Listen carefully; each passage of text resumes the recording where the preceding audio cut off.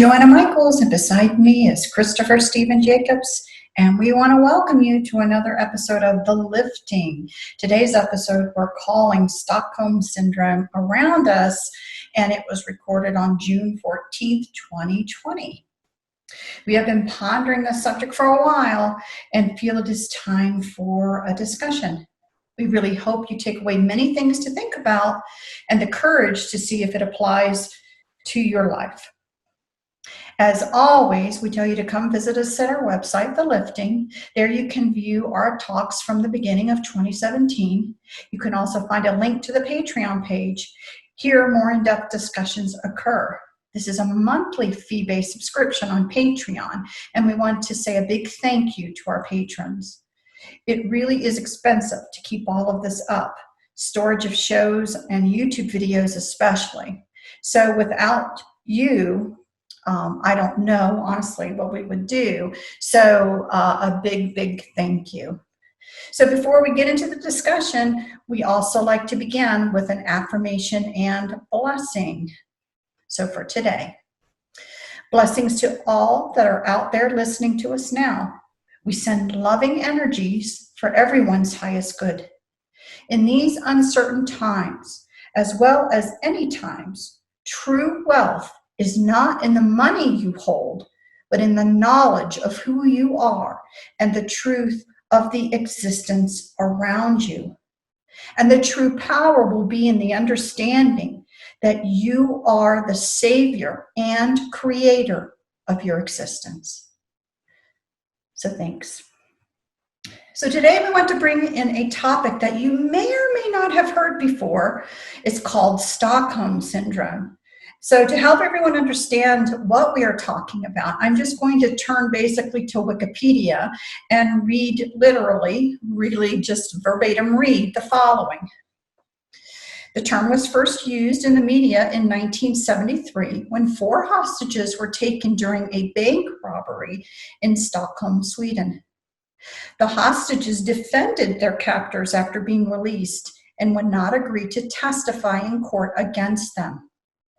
Though it was noted that in the case, the police were perceived to have acted with little care for the hostages' safety, providing an alternative reason for their unwillingness to testify. Stockholm Syndrome is paradoxical because the sympathetic sentiments that the captives feel towards their captors are the opposite of the fear and disdain which an onlooker might feel towards the captors. So there are 4 key components that characterize Stockholm Syndrome in accordance to Wikipedia. A hostage's development of positive feeling towards their captor, no previous relationship between the hostage and the captor, a refusal by hostages to cooperate with police forces and other governmental authorities unless the captors themselves happen to be members of the police force or government authorities, a hostage's belief in the humanity of the captor because they cease to perceive their captor as a threat when the victim holds the same values as the aggressor. Stockholm Syndrome is a contested illness due to doubt about the legitimacy of the condition. It has also come to describe the reactions of some abuse victims beyond the context of kidnappings or hostage taking.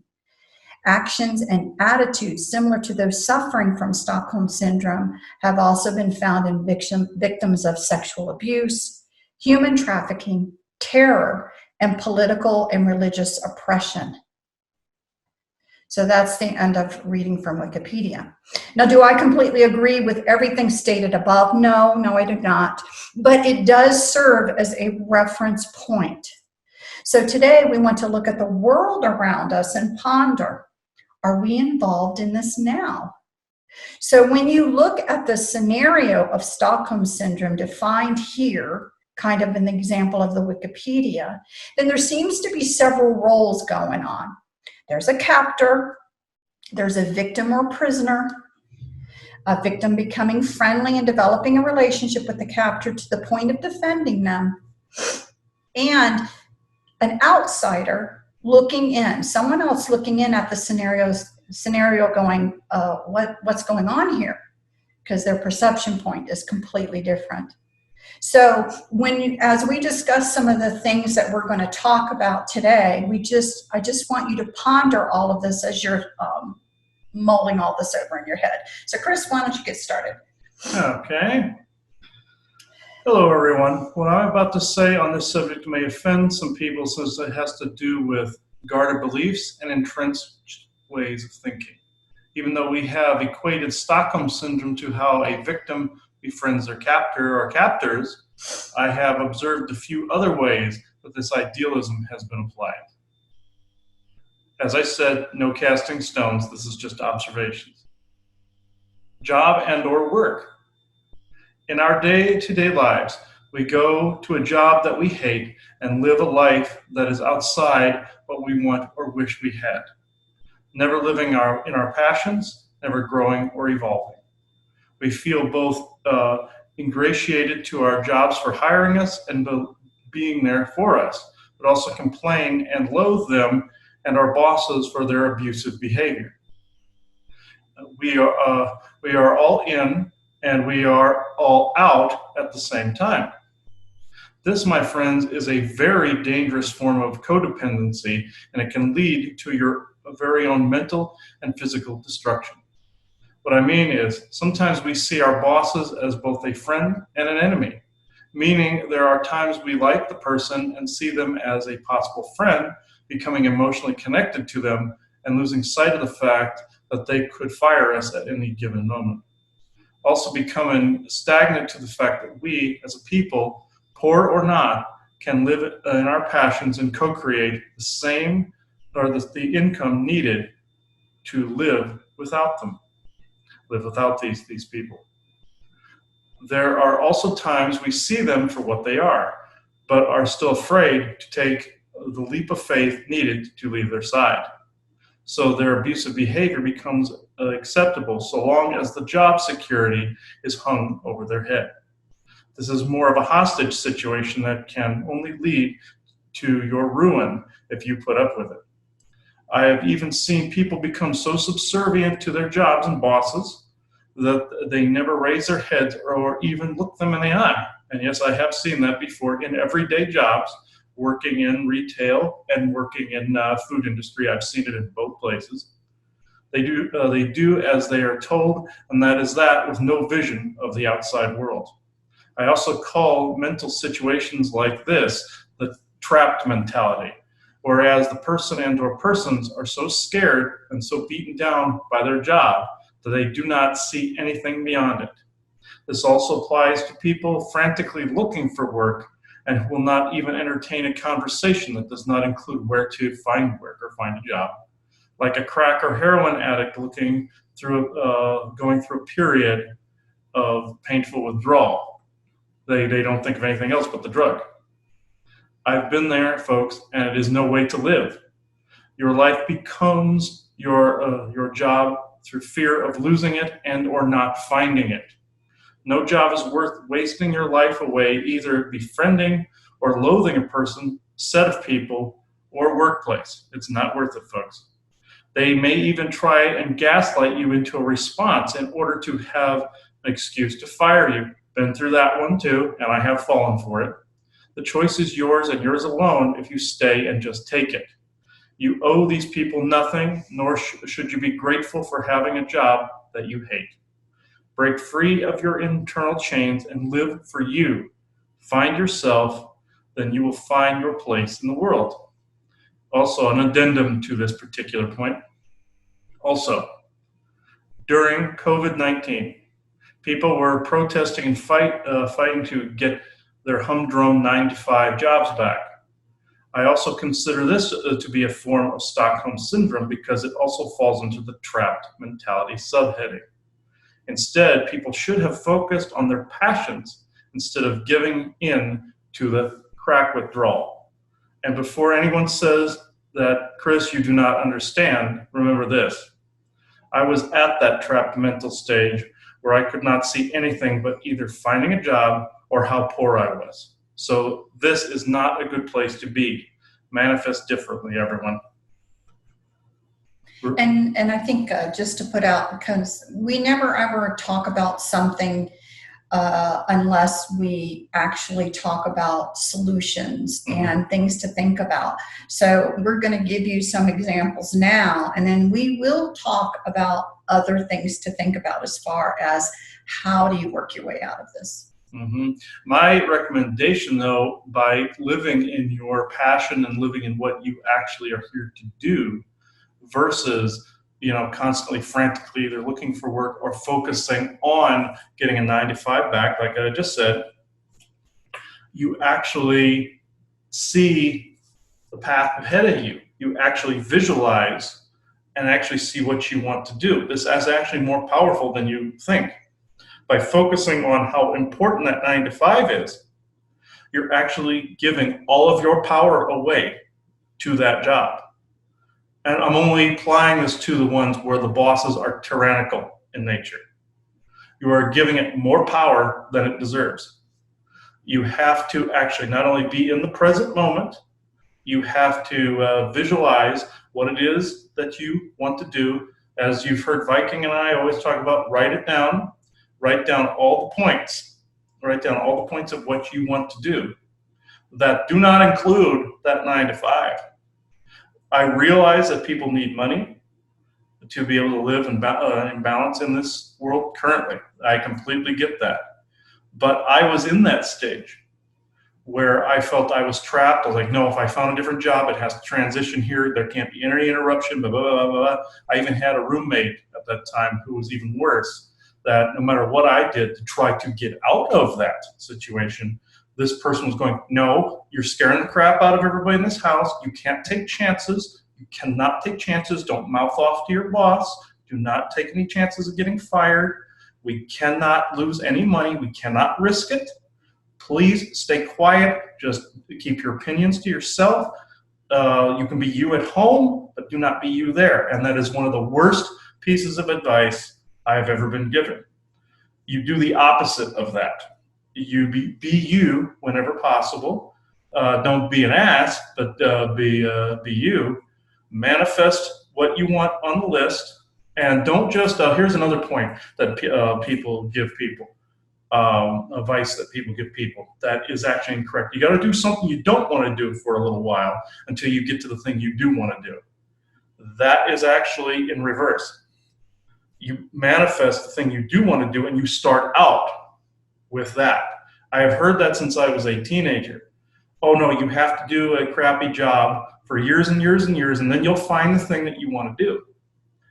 I've never agreed with that philosophy. I still don't agree with that philosophy. Even if you don't know right away what you want to do, know how you want to be and know how you want to be as a person. Which is actually probably, since we're already talking about it, I'll go ahead and jump in, probably the most important thing. So as Chris was saying, write down your list. Now, for the vast majority of people, okay, believe it or not, other people and interacting with other people are going to be a part of what you want your life to look like. So there are times, though, that people really want a life of, only being out in nature or only working with animals. And that's fine. There are certainly people, and they can go off into the world where they're just working with animals or become a part of the Forest Service and you're basically out in nature all the time. That's fine. So first of all, know who you are. The vast majority of people are going to somehow be working with other people in one way or another, because we really are kind of that way, where we aren't isolationists. We want to interact with others. So when Chris was saying don't put that 9 to 5 job on your list, I would agree with that wholeheartedly. What you want to focus on are, what are the contributions that I feel that I can make that bring joy to my heart? Okay, what do those things look like? What do they feel like? What some of you may actually find, again, which will turn your current job on its head, is that when you focus a lot on the things that bring you joy, the interactions, maybe you really have a very caring heart and you want to support people. You want to, be able to help them or be able to, provide laughter or joy or whatever. Well, what you're going to potentially find is in that 9 to 5 job, if you just actually become who you really are, you're going to actually start to transmute things in that job area. Mm-hmm. You're going to have interactions, maybe not with the bosses, but you need to not see the bosses as capable of diminishing who you are. And that's really huge, because right now people allow themselves to be diminished in who they are, who their personality is, what their true gifts are. And a lot of times, much of the gifts that you are is on an energetic level that's not even seen. It's not necessarily in an area, but if you turn and actually become who you are and not afraid to present that, then basically, and you say, this is how my life is now going to be, you're either going to be asked to leave, let's say, but something else will come along. That's how it works. Mm-hmm. Or you're going to do something even bigger, which will be transmuting the bad energies that are around there. Because a boss can't be in your face 24/7. Having, sideline conversations with people, doing things like that, are going to start to take over.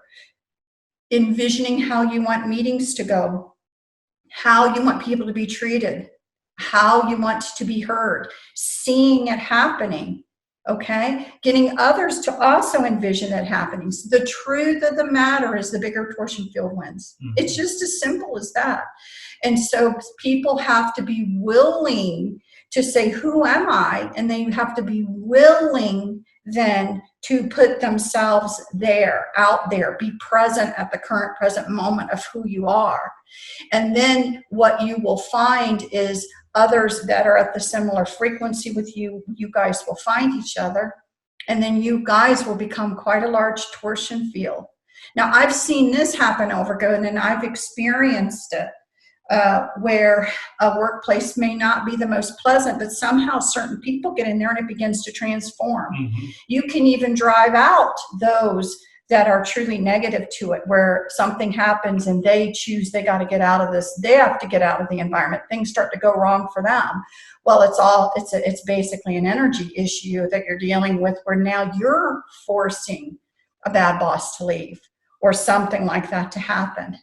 Now, what also can happen, you may have noticed in the reverse, the proof of this, where you had a personality or someone who was there that you really felt strongly, they really were being their authentic self. They really were bringing in something, what you would consider something special to work. This place wouldn't be as good as it is if you weren't here. We've all experienced a personality coming in that you look at, that you're like, you're the bright light in this place. You're the bright there, where someone's saying that you're the bright light. I'm not the bright light. You're the bright light. And if you leave, this place will fall apart. How many people have said that? There actually is a truth to it, because you've run across someone who's actually truly being their true authentic self and transmuting. But oftentimes others are afraid and they don't lend their energies to that transformation. They stay within the Stockholm syndrome. Mm-hmm. They stay there. And so what happens potentially to the person who's trying to transmute, either a large enough torsion field sustains itself because others come in, or they've started something and then they're called somewhere else that they need to go.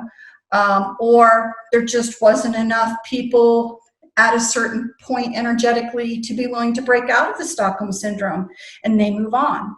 So you guys have seen it all. You may have been that bright light and then felt you had to leave. You may have seen someone as a bright light who then they left or stayed, or you left or whatever. But you need to ponder what we are saying, because everyone has experienced it. They just don't know what it is they're experiencing or seeing, because it's in the unseen energetic level. Mm-hmm. Mm-hmm. Yeah, and this also leads me to the next point. Religion, politics. This one is pretty much self-explanatory, but I will break it down for you. Going to a savior, a god, and or a deity for help is one thing. But it is a very different thing entirely if you worship and become codependent on said God or deity for every single thing in your life. You have all heard the phrase, God only helps those who help themselves. Well, this phrase applies now more than it ever has before in our history. We as a people have become so codependent on a being to save us that we have needed it in all forms. And this also applies to the whole cabal situation, everything. It applies there. Heroes and demigods, gods, politicians, and priests. Again, I'm not bashing anyone asking a guide, creator, or deity or person for help with an issue.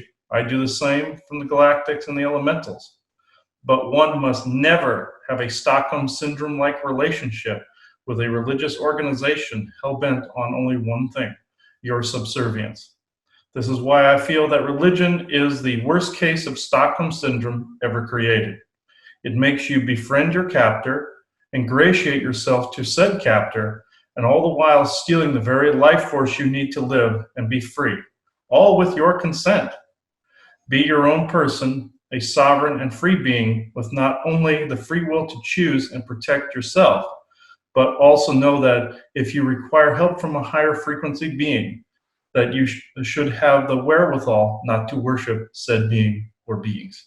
And I think this area is the hardest for people to actually even see and or recognize. Mm-hmm. And I think one of the reasons why, probably the main reason why it is hard to ponder or even being willing to look at religion is because of the indoctrination that people have gone through, and the best indoctrination of ever, which is, if I am wrong, I'm going to hell. Mm-hmm. I mean, what a perfect scenario. If you're not subservient to that religion and or the church and or whomever, whatever God, you're going to hell. Your eternal soul, and again, that kind of thought process is actually, utilized in many different religions in one form or the other. It's like the bottom line. Are you willing to roll all the dices and completely be willing to cross that line? And for many people, it really is a line that scares the bejesus out of them so much that they're not willing to cross it. So what do they have to cross that line? No, they don't have to cross that line. I think then, for people, you're having conversations, work on, and focus on the positive qualities that run through all of them about, the caring for others, the caring for sick, the caring for, the mainstream positive behavioral qualities that most of us want to have anyway. I think the one thing that's hard for some people is they feel they're carrying a banner that they must awaken. No, you can work on areas that people are ready for and leave other areas alone. It's kind of like mind your own business, because a person will not grow until they are ready. Just understand that the indoctrination to some of these belief systems with that bottom line in the sand, if I am wrong, I am doomed for all eternity type of thing, isn't a little deal. It's a big, big deal. And so this is the area that, we try, honestly, believe it or not, even though we don't believe in it, we see the harm of religion, we certainly not throwing judgment towards anyone, because that is a heck of a line to try and cross. For some people it's easier. For some of us, we can remember back even in our childhoods, from our earliest times, we always question that. We were kind of born in not being able to be indoctrinated into that. So you have to look at yourself. Did you always question this religion, no matter how much somebody tried to tell you something? Then you were probably born in with an ability not to be indoctrinated into it. Okay, and leave the others alone. They will grow and learn as they are ready. Yeah, I've been around the extreme religious community for a long, long time now. And yeah, it can be very, very irritating, but it is also a futile effort to try to convert them, even though they do it to other people. It is extremely futile. There's a diamond in the rough every now and again that will break free from that, and I don't believe they were ever truly, completely indoctrinated into it. They may have been going along with it and going, okay, now I can do what I want, sort of thing. I've seen that happen multiple times as well. So yeah, it is a form of Stockholm syndrome because of the fear of the consequences that will never take place, and it's. And I know this for an absolute fact, but you can't tell that to somebody who has that programming so completely indoctrinated into them, nor should you try. This leads me now into a third one: family, familial curses, and bonds. You've heard me talk about this, and Viking talk about this multiple times. You've all heard the phrase, blood is thicker than water.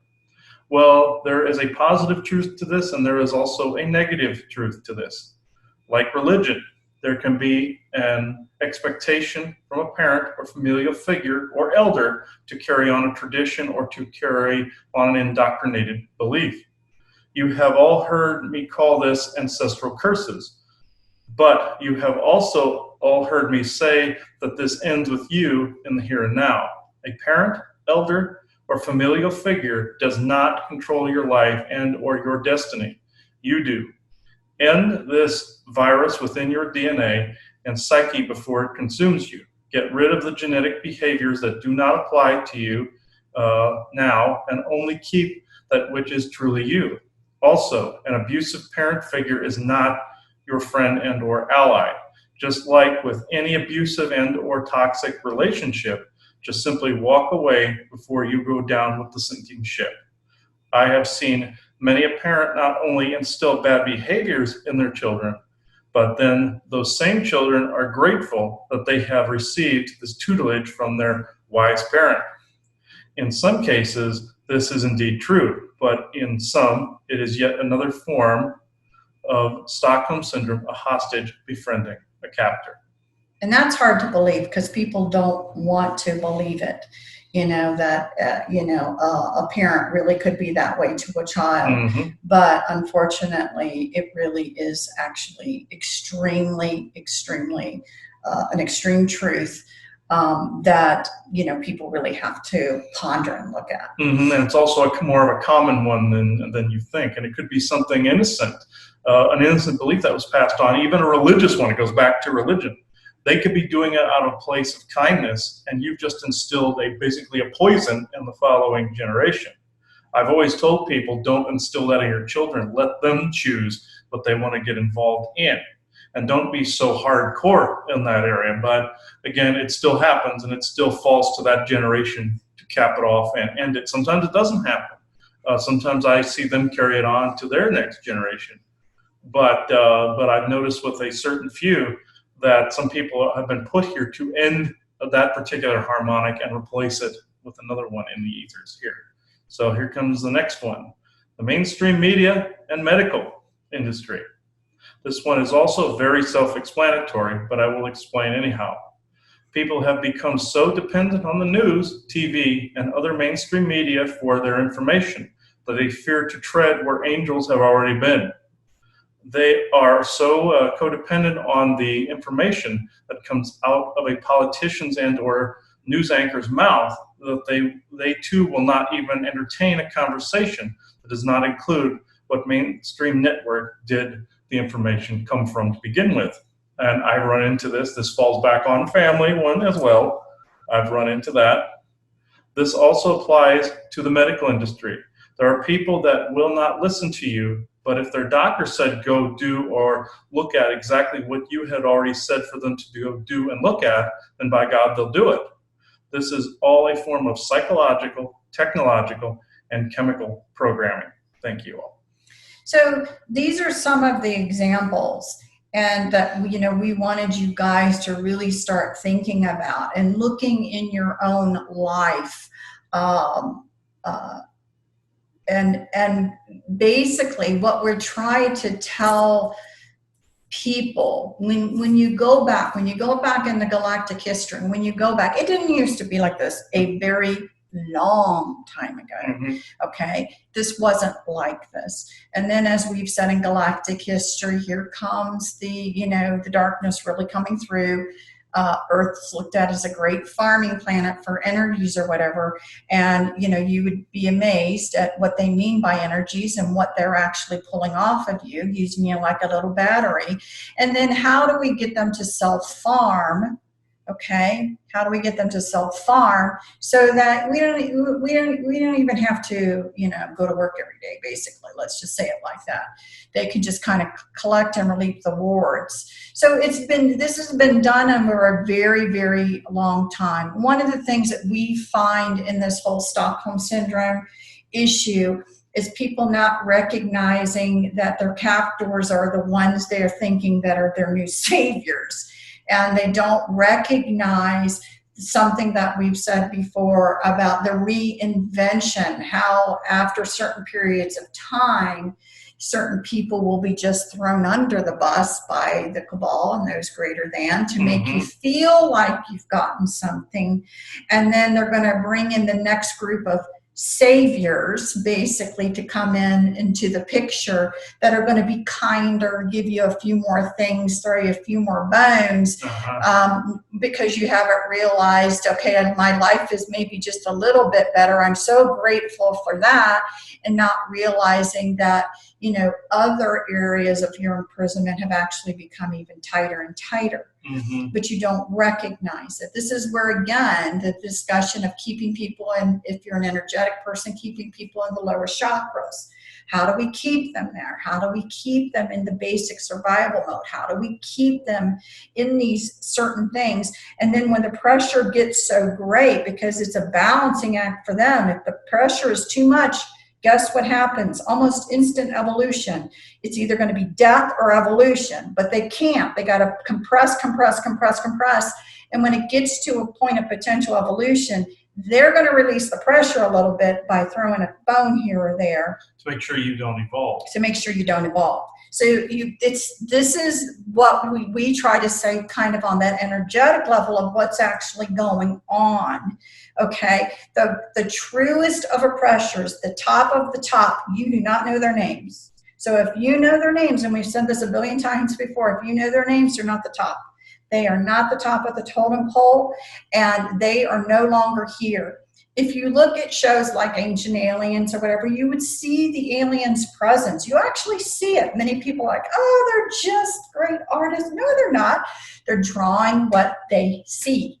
They're drawing it. You go all the way back to the Sumerian text. You see a great big person and little people. Well, the little people are the humans in this great big person up here.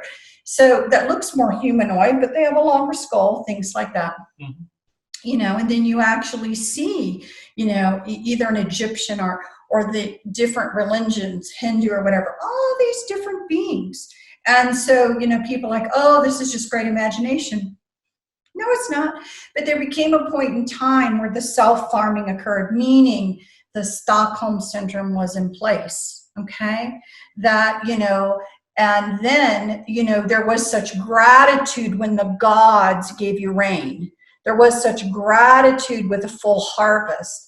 There was such gratitude in whatever, not realizing what was being done kind of behind the scenes, and you actually were still, in a subservient kind of role, and how all of that all of that started with the self-farming. And so, again, one of the things that's very well known in the psychology, especially if people are really pushed and kept down into those lower chakra type issues, is the fact that out of fear, they're going to protect the system.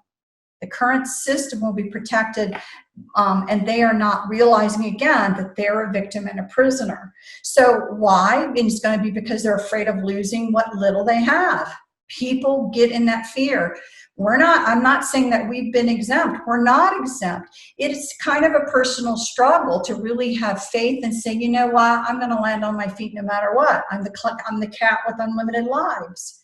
And you really, again, have to assert that power that all will be okay, that my fear of the suffering, that's not going to occur. And you have to really fight your own emotions, okay? It's because you end up, again, with a feeling of powerlessness. You just feel like, you have no control over your life, no control over the situation. And there's a feeling of being unseen and uncared for, like no one cares, okay? And there's a lack of confidence to get out of a scenario. So honestly, I think almost everyone listening to this can think of a time when they've had these feelings. So should any healthy and balanced adult actually feel this way? Or does this actually feel like thoughts of a victim or prisoner? And that's something that is hard. You don't want to admit to yourself. You want to admit that, man, I got it jolly on the spot. I know what I'm doing. I got everything going. But I bet you've had all those feelings, and I bet you've had them recently. So, and now, again, it's kind of hard. You have to really look at yourself. We've said many, many times before, it's all about, the beginning of this is all about complete and utter inner work. Okay, so you're going to end up having to deal with all of these feelings because it becomes your Achilles heel. It becomes the pressure then of those fears then can be applied to you in a way that you're going to scream uncle, and then you're going to just be grateful for what you get. You're going to be grateful if you're in the United States for the stimulus check. You're going to be grateful. And again, who doesn't like extra money? I'm not saying that. What I'm saying is if you pull yourself out to the 70,000 foot level and really see what's going on, wait a minute. What's really going on? Which again then goes back to the point when we talked in the beginning, there's some outsider looking in and saying, wait a minute, who is that outsider? Well, for us, some of the outsiders have actually been galactics and different people that we channel going, if you could see it from our side, they say two things. If you could only see what was going on and what people have been through, you will not judge as much another human being. They've said that over and over again. Many times. We don't judge and we try to dwell it because we can see what you can't. We can see what a person has been put through, and it's unbelievable. Absolutely unbelievable what they've been through. Other people now that are standing up, regular humans on this earth, standing up and saying what's going on, oftentimes are people who are, I guess you would call it in the awakening phase, okay? But it is an awakening phase. But if you are saying, hey, what's going on? Please don't think you got all your shit together. You're still vulnerable. You haven't gotten this all figured out. Believe me. You're ahead of the curve a little bit with information and with energetics and everything, but it doesn't make you better than the other people. No, and it doesn't make you vulnerable either. So you've got to understand that. And if it doesn't make you invulnerable, yeah, it doesn't. Excuse me. Thank you. It doesn't make you invulnerable to it, number one. And then also, again, if you find yourself in a scenario where you are putting people into them versus us, meaning, other people are holding you back, you find yourself mad at other people because they're not rising enough to be able to do this, believe me, you're still caught in it. Because you're not understanding that no one holds you back but yourself, first of all, in your growth. There is a piece of misinformation that's out there that is totally untrue, and that is by the end of your life, this time you'll get it all. You will not. You will not leave knowing everything. There's so much more out there. Many, many people have told us that, again, if we're just beginning to scratch the surface, there's no way any human's going to have it completely together and not be vulnerable leaving this lifetime. It's not going to happen. So if you are still in the us versus them, if you are still in that, if you are still looking for an outside source, but over here, creator or savior to come in, but over here you're noticing something. Good for you for noticing. Good for you for noticing. But it doesn't mean your inner work is done. So, and that's the first and foremost thing that we constantly are telling people. This is first and foremost inner work. You must work on yourself. You must know who you are and what you feel, what is you and what is not you that you're hearing and feeling. What is not you versus what is you. When you feel like you're getting a handle on who you are, then how are you now going to present yourself out to the rest of the world? Because it's all about transmuting the energies that are currently around us into energies we would prefer to be around. And guess who the transmuter is? That's you. Okay? You're going to transmute. There isn't the savior. You are your savior. Okay? And once you finally feel like you got something around you, it may just be in your own family where you're getting it under control, then you think of your neighborhood, then you think of your work, then you think of whom do I currently associate with. Feel like you got that cleaned up a little bit, then start with local policy, local schools, local government. What you need to realize is the world in which you live in isn't but a few miles from you. Everyone wants to think that if I change over there, over there. No, you need to change what is right here. And then those energies spread out and start to change and change and change. Now, one of the things also is that people try to get people to dilute their energies by focusing on too many things at one time. Mm-hmm. So get out of that habit as well. So again, what you can do for the whole world, though, is just take some time with your imagination, creative center, and envision the world you want. And take the time to put in as much detail as possible. What does it look like? What are the conversations? What is everyone talking about? How is everyone acting towards one another? What are you laughing about? Put in all of the little details, because that is now making everything very clear of how you want your interactions to be with other people, and that is huge. So you do it with your family, and then you do it with a greater community, and then you do it with kind of the world. So many of you and us, we're not exempt, may have been duped into moving to a new job or place that is actually not as good as it was before. How many of you can say that?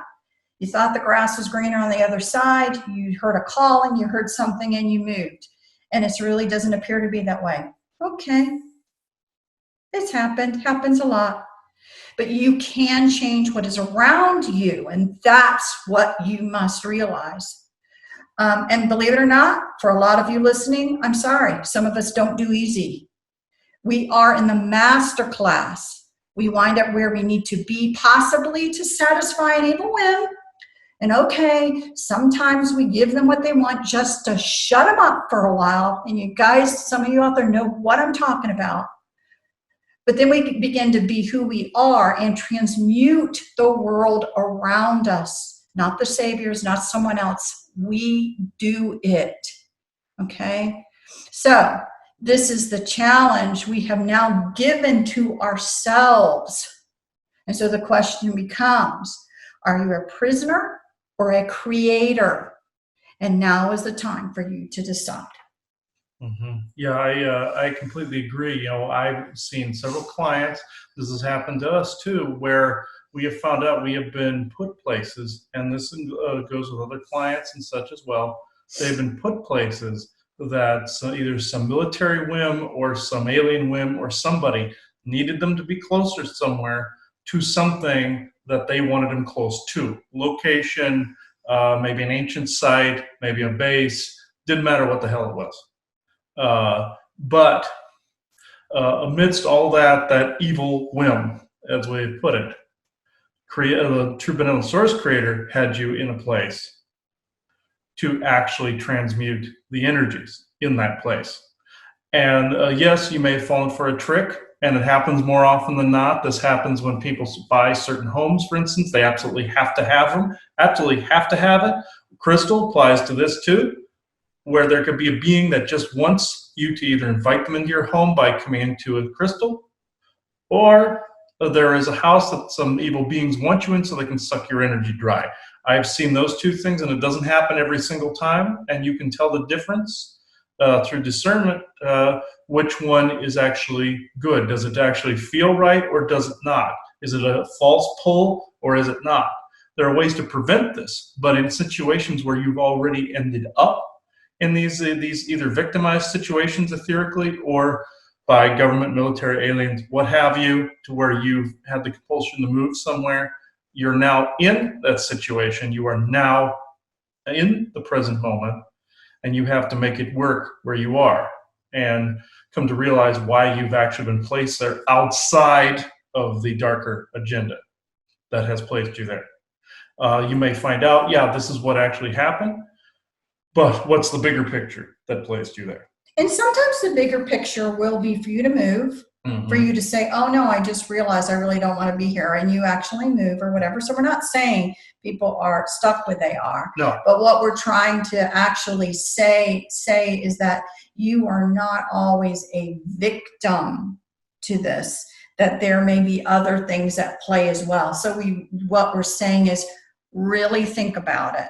If you feel this has happened to you, then really think about it and think about what your role is, and can you do your role from where you are? Is it really a mistake or not? So more thought, I guess, is what we're trying to say. And I would not always see yourself as a complete and utter 100% victim to anything. In fact, the victim thing only goes so far. You can say, I was victimized by this, and then come to realize you're not that anymore. You're not a slave. You're not a victim. You're your own independent, sovereign being, and you're definitely not a victim of Stockholm syndrome. So with that, we've gotten into the galactic portion of the show. And I think the only one that actually wanted to speak on this was Isaac. So this should be interesting. Okay. So, hang on a minute.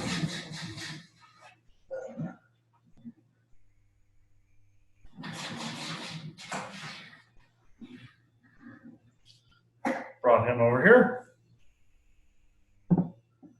Yes, I'm well aware he's in a crystal edifice, and I'm well aware I'm using a crystal to filter that. I just got done saying that if you're overly drawn to something, but there is a difference between the two.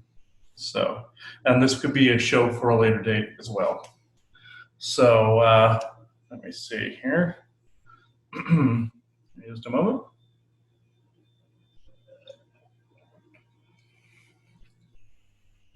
Okay, Isaac, you're going to have to go through this. So, I know you understand, but will you do it? Yes, okay. All right.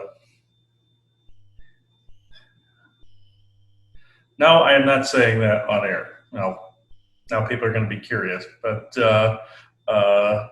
no, I'm not actually going to repeat that. Just know that that's something that that's more for a private discussion. So he just blurted something out. Thankfully, he wasn't going through me at the moment. But so okay.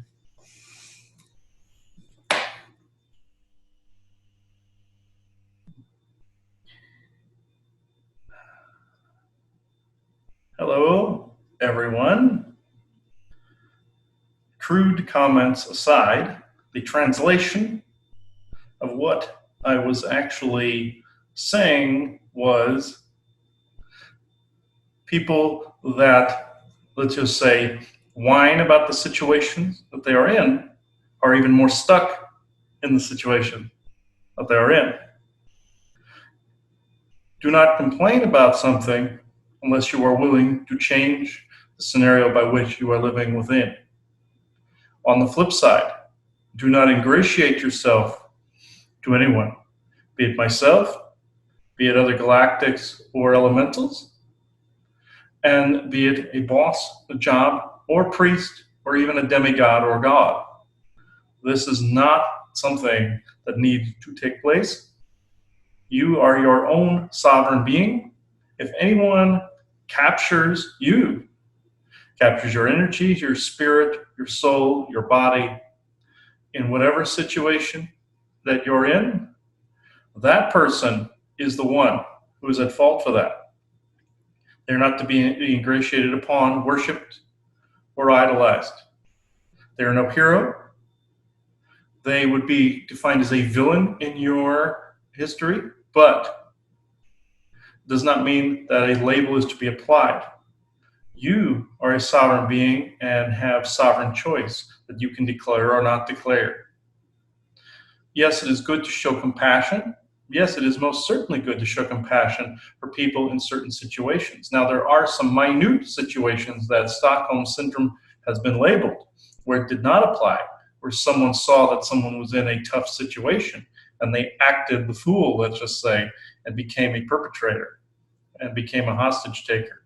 There was a slight difference there, or if somebody was a slave that had been incorporated as a perpetrator, there was a slight bit of compassion there.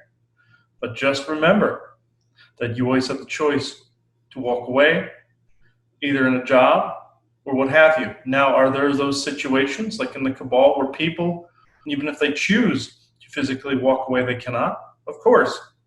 But energetically, they are there for a different purpose. They are there to change the overall ether.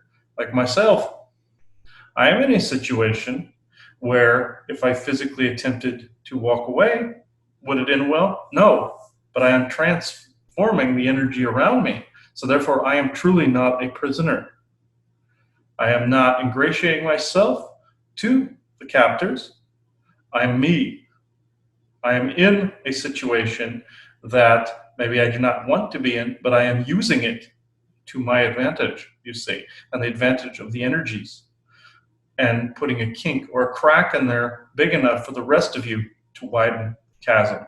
Technically, it's the same argument as opening the door, but you must step through it en masse, meaning the more you gather and the more you actually live in your passions, the more that chasm widens to where all the truths that were hidden from you open up. That is what I've always meant by being a pain in the ass to these people. Granted, there are times where the physical thing actually does apply, but it is not as often as the previous. Meaning that if you are in a situation where you have to defend yourself, of course you're going to have to. But in the situation by which you would find yourself now, changing the energetics are far more important than taking up the sword. The sword is meant for dire situations that cannot be averted any other way, and defense. Those two. Nothing else. Not offensive warfare and not saber rattling, as you would say. Changing the energies is the most important area. Noticing what is going wrong and then transmuting it and transforming it. You have already done it multiple times in your will to change your society, and it has been felt by me and others. And it has been felt very much so. Even in your angry moments, the will to change and to will to put a kink or chink in the armor of what you consider to be darkness, or to widen this chasm further to where the truthful information comes out, it is still the same. Even though it is a better place to be in a balanced formation, sometimes angry, and anger can actually show you the truth as well. We are not saying stay there. We are saying that sometimes there is focus there. Sometimes it is liberating, but to stay there would be a harmful thing.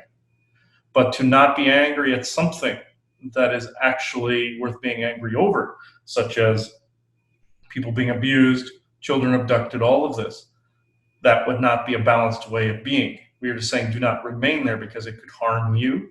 Going into a hateful mindset that could also harm you. There is a difference in the energetics primarily, and it could harm your physical form, but also not acknowledging how you feel. Also could be just as equally as harmful to the self, very much like how certain religions say you, and certain belief systems say that you cannot feel certain emotions, that you are denied those things because it's evil. No, that is a divide and conquer within the self. It always has been. Granted, it is always good to be loving and caring and compassionate, but when it is forced, and you are forced to live in an ideal that is not yourself, that can be just as equally as damaging. And that you are forced to stay in a Stockholm-like syndrome-like emotional state within a group of people, that is equally as damaging as warfare. Never forget that. It is equally as damaging as warfare and for killing. It is just doing it a little bit more slowly, and it is doing it on the energetic level. Remember this. I can answer questions now. So, we always like to, talk about specifics because we never like to breathe these things up and just talk about the generalities, like when you change or, things like that, because, I've always been pretty sickened by people who did that because it's like, if it was that easy, poof, just let me change. We all would have done it by now. So, we always try to talk specifics. So I tried to bring up a little bit, maybe you can expand. I don't know if I don't honestly know the best examples to give. I always try to use the workplace because I feel that is an area where people potentially could use some of these self-empowering techniques, and they would see a result pretty quickly. Either envisioning how meetings are going to go, or understand the boss is gone. Let me transmute now by, having some funny conversation with somebody and realizing, as you do, because Isaac, you try to do this a lot. You try to bring in laughter because it raises vibrations so quickly. Mm-hmm. So I was hoping that maybe you could also get into just a few specifics of, from your observation, what has really helped people, and and then what is some that people then gain confidence with pretty quickly so they sustain it better. In situations that you find yourselves in the workplace, having the confidence to actually get through your day by day, take it day by day, is not always enough. Having the confidence to live in your passions, even while you are working the day by day, that is what needs to be. There are situations where people do miss day by day, that there is time allotted while they're at work where they have so-called boring periods, that they could actually be manifesting what they wish to manifest to actually get out of the situation they feel they are prisoner to. Say you are a worker in a cubicle and you feel you are in jail or prison. There are often times during your day that there is not a boss around, that some people are not around, maybe some people had to leave early, what have you, that it is a boring portion of the day. You've actually gotten some of the work done that needed to be done, but you are daydreaming. This is your cue, let's just say, by, as what you would call higher self or true benevolent source creator, whatever you wish to call, that this is your cue that you need to use that time more wisely. Even in your daydreaming, where are you? Where are you in your daydreams? I'd be willing to bet it is away from the space that you are in there currently. So why are you not in that space? Why are you wasting away believing you are a prisoner? This you should be asking yourself. Why are you wasting the time? Is there such a thing as wasting time, or are you actually daydreaming something into existence? You are visualizing. Take it to the next step, write it down, formulate a plan and a goal within the current moment. And we're not saying live in the future. Within the current moment, visualize that goal and enact it. Even if you're using your vacation time to do that year to year, you are actually becoming more and more in the moment of what you wish to become. You're becoming that as you daydream. We are not saying that the certain bosses and certain people will not crack down, as you would say, on this, because they are locked into that programming. They will fight to protect that system, as Morpheus in the Matrix said. They will often fight to protect this, and you always wonder how a boss catches you doing things, because they are inured with the very energy that is trying to observe you and bring you down and bring you into that programming. This is how they always seem to know. But when you are in that particular vibration, you are actually daydreaming, you are in that moment, they're not necessarily going to catch you doing it. They're not going to catch you writing these things down. They're not going to catch you. There's always a fear the boss will catch you and fire you. And so if they do, where does that put you? Where does that put you? It puts you in a position to enact your plan more smoothly when you are not feeling you are under the observation of an evil eye, you see. It's always that fear, observation of an evil eye, or in religion, the enacting of an evil plan being sent to hell. It kind of has the same tone or ring to it, you see. There are people that have been often put in these situations that think that there is no way out. There is always a way out. People aren't always forever happy, nor are they forever damned. That is for you to decide whether you are happy in a situation that you're in and what you are co-creating, or that you are damned and that you are a prisoner. It is actually always and always has been up to you. So I find it interesting because I'm just going to bring up something that I noticed. And I would like your opinion on what I'm about to say. So the one thing that I've noticed, because I've also been in that scenario, and in trying to empower myself and create more time during that given moment to ponder more, to think more, and I'm not talking work, I'm talking other things, and or to even create more space to allow me with an interaction with somebody to be my authentic self, which then allows them to be their authentic self. So to allow to have those creative times, the one thing that I noticed is when you really focus on creating that at work or wherever, something magically happens.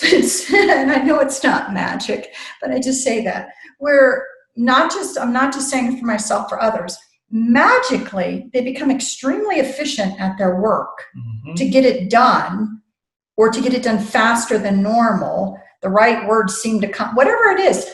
Conversations are more efficient but shorter on the phone, if you're on the phone or not. People are satisfied quicker, whatever it is.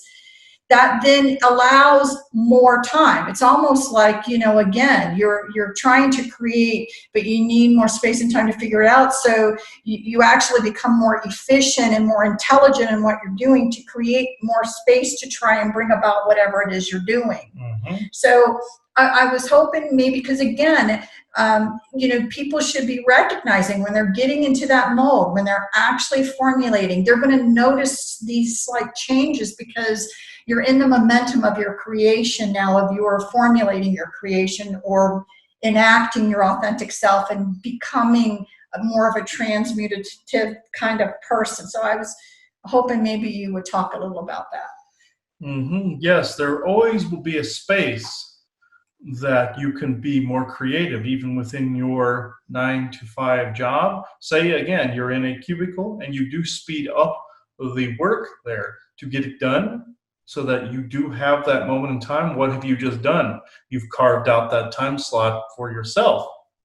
A boss may not approve of this activity if he or she knew what you were actually doing, but there are those levels in which they cannot adapt for or scan for. So if you're actually getting the work done, they are not necessarily always going to notice that you are taking that time to actually do what you want to do. You are actually carving out that space. Say, even if you're just ready to go home, or if it's at lunch or what have you, you are actually carving out that space. But some people do not realize that they are doing this, or they stay in the prisoner mindset, and well, only if I was away from here could I do this. No, that is absolutely not true. You can do that in the midst of the work distraction. You can actually co-create and transmit and transmute those energies in the midst of that distraction. And you will be very surprised as the result that actually culminates from that transmuting. You will be given an opportunity, let's say, to take that bigger vacation, or to actually go to the places that you wish to go. Not to be rushed like you do in your workplace, but to be enjoyed and savored. But do not always think that situation is going in. This is another trap people get into. Say you are on that vacation. What's in the back of your mind? At some point soon, I'm going to have to go back to what you call the salt mines. That's actually not necessarily true at all either. Yes, do people dread going back to that? Yes, but it should not be dwelled upon while you are supposed to be in the moment. You're always planning ahead, which is fine, but you're also planning, okay, this day I'm going to have to go back here, and then I'm going to have to do this, and da da da da da. Forget about it. When you are within the mode, let's just say, the other mode, that is a very harmful mode. Yes, again, planning ahead is a good thing in the moment, but you are using your manifestation skills poorly within the moment that you are on that vacation, and it could end up ruining that vacation, you see. So enjoy yourself while you're there. Do not dwell on the fact, well, oh my God, I have to go back to this now. Yes, it's a natural response, but it is a very old addiction and habit that can be broken. Exactly. Thank you for saying that. I think that's really important for people to hear too. So I really, Isaac, I'm just going to leave it open to anything else you really want to say. We just want people to think about this. We want you to try little things. Again, little things to build your confidence so that you understand who you are, and then bigger and bigger. Start small, start with yourself, and then start with what's right around you. That would just be my personal opinion, and I'd appreciate your opinion about that, Isaac, and any final words. The little things you can do even in the office spaces and within other job spaces that are dreadful to you are even talking to other people about certain ideas. Again, certain bosses that are programmed will not understand these ideas and not understand at all as to why you're even talking about them at your workplace. Many bosses won't understand why you're going to school, why you're studying certain things, what your passions are, etc. All they can see and all their little world is that job. That is what they are programmed to become. That is why they are there. Not all of them. There are some that have walked away from that mentality, but you always wonder why some of your bosses say in retail or food or wherever have you act a certain way. It is the same program that is running, trying to keep you locked into a slave system and also acknowledging yourself as just primarily a slave, that you can never leave and you are trapped. No, you are not trapped, whether you are looking for work or you are in work. You have a means to create within that. And they also are trying to get you to demonize them so that you have a villain to focus on top of that. That's part of the program's functionality. They're trying to get you to rally the rest of you behind demonizing a boss. And even if you were to confront that boss, which is just fine, you are to confront a bully. I'm not saying that. If they're being a bully and they're being an ass to you, yes, be a pain in the ass. I'm not saying that. But the nature of the programming that they are under is they are also trying to create the other half of the spectrum by creating, say, a hero in the workplace that won't take crap from the bosses and everybody follows. But what happens within that program? You are the only one that leaves and nobody else does, because nobody unites under it, because it is a program. This is what has happened. It's a form of that Stockholm syndrome, but on the opposite end of the hero-villain spectrum. This is what exists. This is why it never works. This is why people never walk out of their job en masse, because not only the fear that the boss will fire them, the Stockholm syndrome there. On the opposite ends of the spectrum, they're afraid that they won't be able to, say, pay the bills or live their life or conjure that paradise that they're thinking of in their head. That's part of the program. So they become the other half of the program in that. I'm not saying don't walk out of an oppressive situation. I'm not saying don't confront bosses that have brutal work conditions. That is something you need to decide when the situation comes and discern what from what. Not everyday situations are ones that need to spark the fires of revolution, folks. Sometimes the A program is actually something you're participating in to actually result into what? Carrot and stick. Because what happens when people organize a walkout? It never happens. It fizzles, dies. What happens when you tell a boss that you say you're in school, you're doing this and doing that, and you're passionate? Then the next thing they do is try to rearrange your schedule to make sure that you cannot have that and try to demoralize you there. That's the nature of the program. So therefore, daydreaming it into existence, writing your manifestations, getting rid of your entanglements and whatever is connected to you that you do not need, this is the way to defeat the programming. And there are those rare instances where say strikes and say in work revolutions and stuff did pay off because they created change. Those are rarer, very much rarer conditions by which those types of changes are needed, that the programming is then backed into a corner that way. That is a unique set of circumstances that has also popped up in history. I'm talking about the other ones that are the majority that are defeated by the changing of the tides and the energies. Thank you. Thank you, Isaac.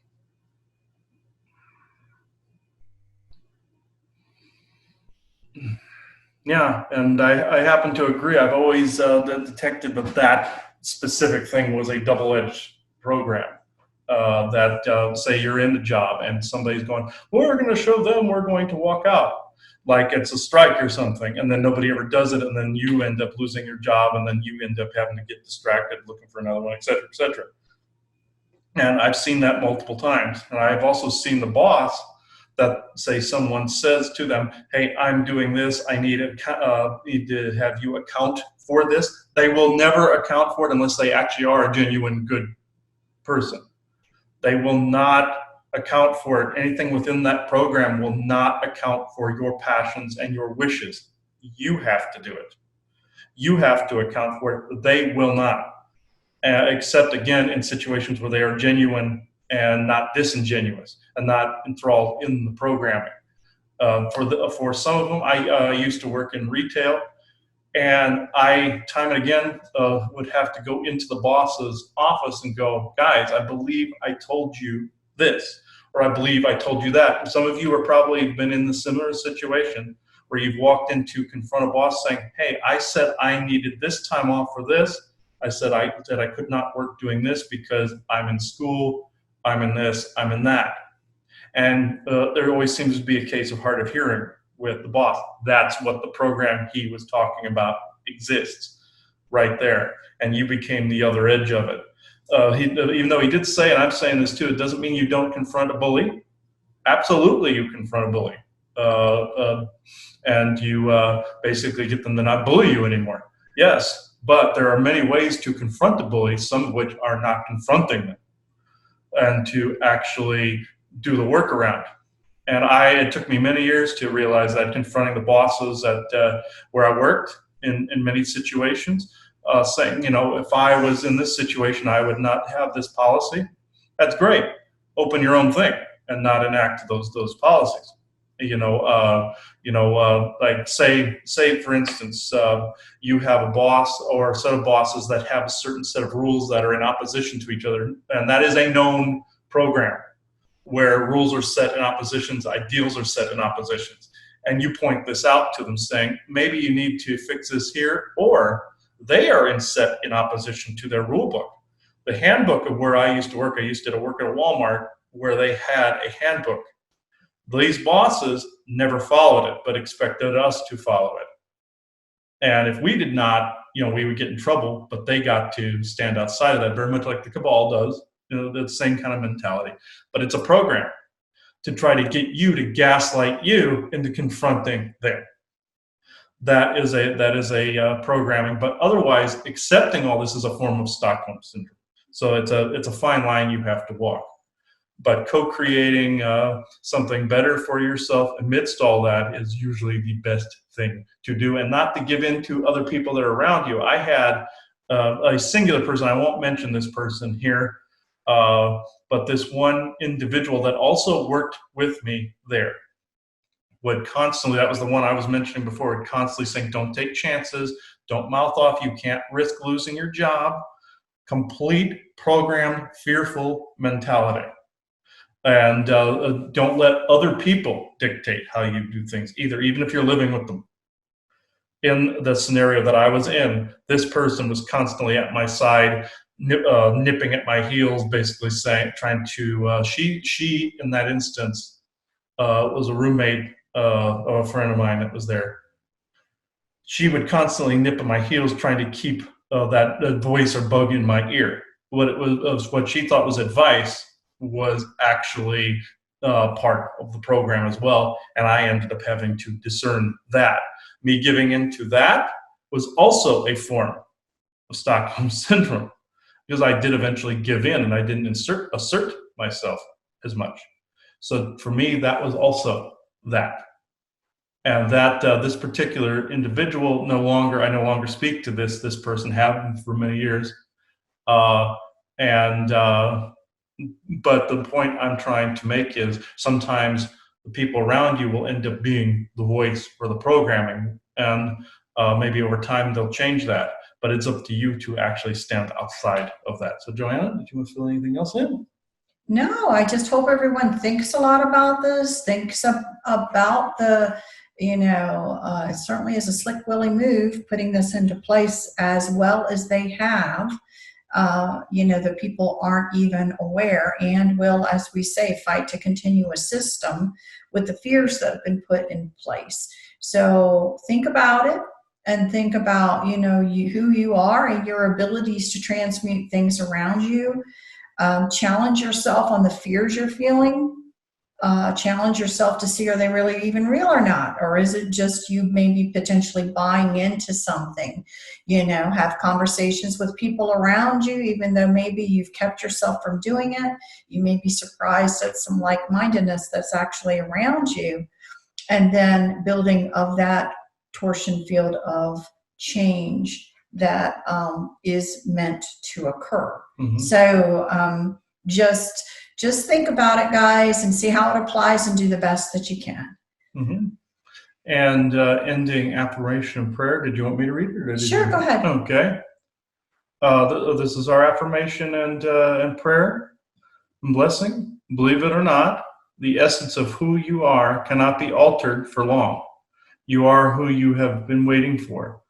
Feel this truth, breathe it in, and let it silently and peacefully guide you through these times.